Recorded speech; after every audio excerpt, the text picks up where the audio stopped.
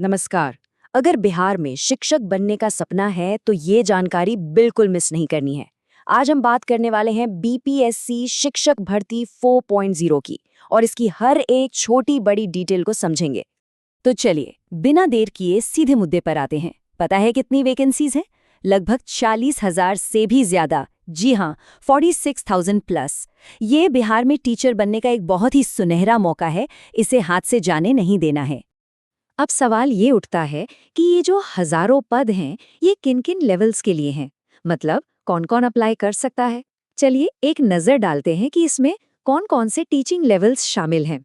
और अच्छी खबर ये है कि इस भर्ती में प्राइमरी से लेकर हायर सेकेंडरी तक, मतलब क्लास 1 से लेकर क्लास 12 तक सभी 4 लेवल्स को शामिल किया गया है।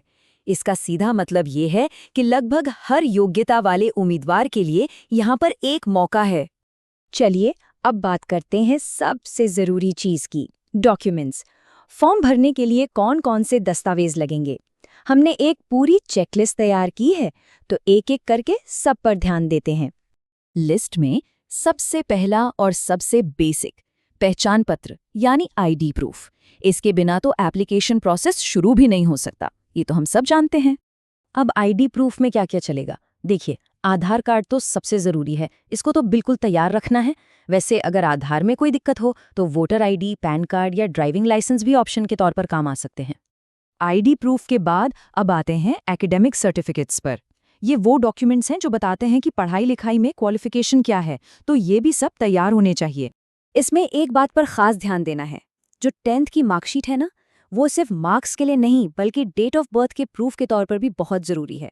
इसके अलावा 12th की मार्कशीट, ग्रेजुएशन का सर्टिफिकेट और हाँ, अगर पोस्ट ग्रेजुएशन किया है तो उसका सर्टिफिकेट भी तैयार रखना होगा।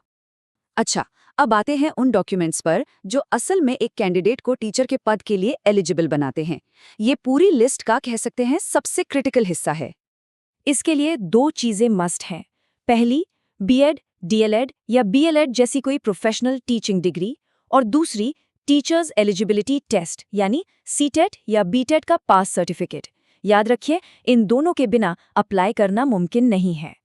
ठीक है, एकेडमिक और टीचिंग क्वालिफिकेशंस तो हो गई। अब कुछ और भी ज़रूरी सर्टिफिकेट्स हैं जो खास तौर पर रिजर्वेशन या डोमिसाइल के लिए चाहिए होंगे। जैसे कि अगर कोई एससी, एसटी, ओबीसी या ईडब्ल्यूएस कैटेगरी में आता है तो उन्हें अपना कास्ट या ईडब्ल्यूएस सर्टिफिकेट देना होगा। और जो लोग बिहार के निवासी हैं उन्हें अपना डोमिसाइल सर्टिफिकेट यानी निवास प्रमाण पत्र भी अपलोड करना होगा। अब एक सिंपल लेकिन बहुत ही ज़रूरी चीज़, फोटो और सिग्नेचर। ये तो हर ऑनलाइन फॉर्म में लगता है, स्कैन करके अपलोड करना होता है।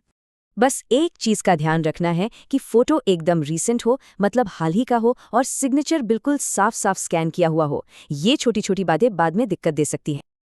और आखिर में कुछ ऐसे डॉक्यूमेंट्स हैं जो सबके लिए नहीं है, बल्कि कुछ खास कैटेगरी के कैंडिडेट्स पर ही लागू होते हैं। मिसाल के तौर पर, अगर कोई कैंडिडेट पीडब्ल्यूडी कोटे से हैं, तो उन्हें अपना डिसेबिलिटी सर्टिफिकेट देना होगा। इसी तरह एक्स सर्विसमैन को अपना भूतपूर्व सैनिक वाला प्रमाण पत्र जमा करना होगा। तो ये तो हो गई डॉक्यूमेंट्स की पूरी लिस्ट। अब मान लीजिए कि ये सब तैयार हैं, तो सवाल है कि एप्लीकेशन का प्रोसेस क्या है। चलिए इसके ज़रूरी पॉइंट्स को भी समझ लेते हैं। पूरी प्रोसेस को हम 3 मेन स्टेप्स में बांट सकते हैं। स्टेप 1, ऑनलाइन फॉर्म को बहुत ध्यान से पूरी तरह से भरना है। स्टेप 2, जितने भी डॉक्यूमेंट्स अभी हमने डिस्कस किए उन सबको स्कैन करके अपलोड करना है। और स्टेप 3, सारे ओरिजिनल डॉक्यूमेंट्स को बाद के लिए यानी डॉक्यूमेंट वेरिफिकेशन या डीवी के लिए संभाल कर रखना है। तो हमने काफ़ी सारी जानकारी देख ली। अब इन सबको समेटते हैं और समझते हैं कि इस पूरी भर्ती का निचोड़ क्या है, मतलब सबसे महत्वपूर्ण बात क्या है। इसको ऐसे कह सकते हैं, सीधा समझ लो। तो चलिए एकदम सीधे और सरल शब्दों में समझते हैं कि इस भर्ती का असली मतलब क्या है। ये स्लाइड कह सकते हैं पूरी बात का सार है।